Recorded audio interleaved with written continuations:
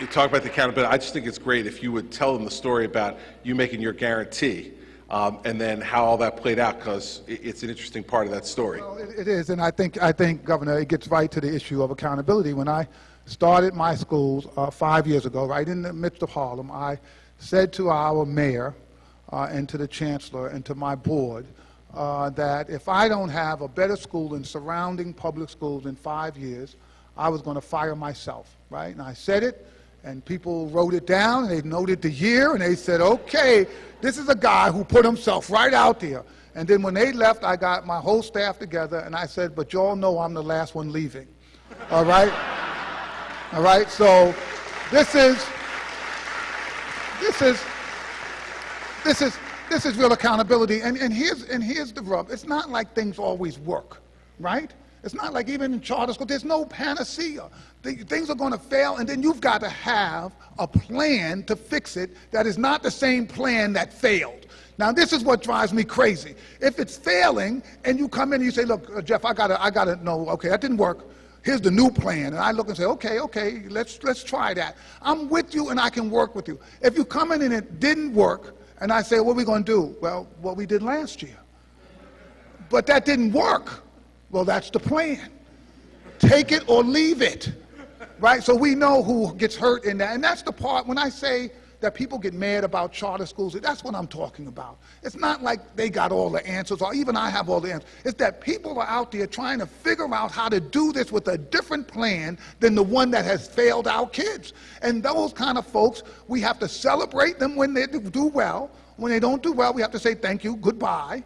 Right? That's okay, but you tried something new, and we're going to move education forward by learning about these experiments, what's working and what's not working.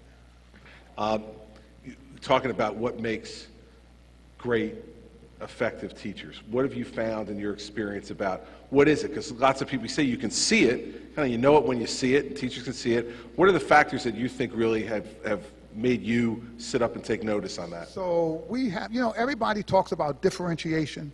The ability to work with kids at different levels in reading. It is one of the most difficult things in the world to do, right? Everybody talks about it, but very few people can actually do it, can actually go in and say, I'm going to actually have not one lesson plan, but 3 lesson plans, because I got kids on 3 different levels, and each one is not going to be sort of a dumbed-down curriculum. It's going to be challenging and engaging.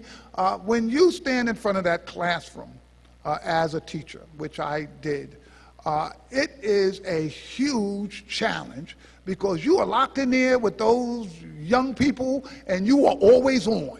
And so this is what I find. It takes folk who are prepared to say, you know what, Charlene didn't do well because I didn't have the right strategy for her, right? And now I'm trying to figure out what that is. That's the person I want to hire.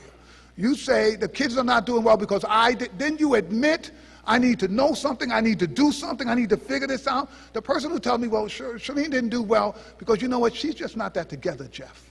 She really, we talked to her, and if you really met her, you'd understand she's not, right? That person I don't want, because there's no chance that person is going to say, I need to change my skill level to help this child.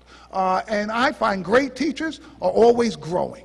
They're always looking at other places and other people and saying, wow, I never thought about that. That's a great way to teach American history. Let me try. See, they're improving the science of education, and I think that's what we need. So this issue of